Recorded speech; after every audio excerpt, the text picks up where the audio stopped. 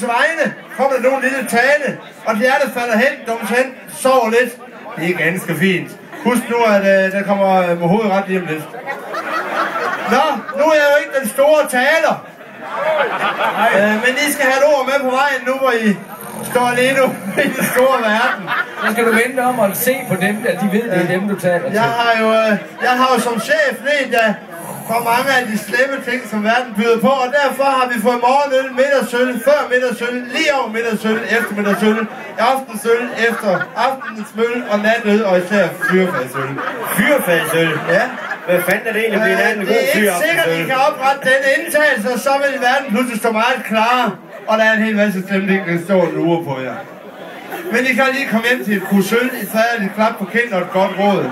Sådan er jo den lille, som har regnet med at have hængende nogen 30-40 år.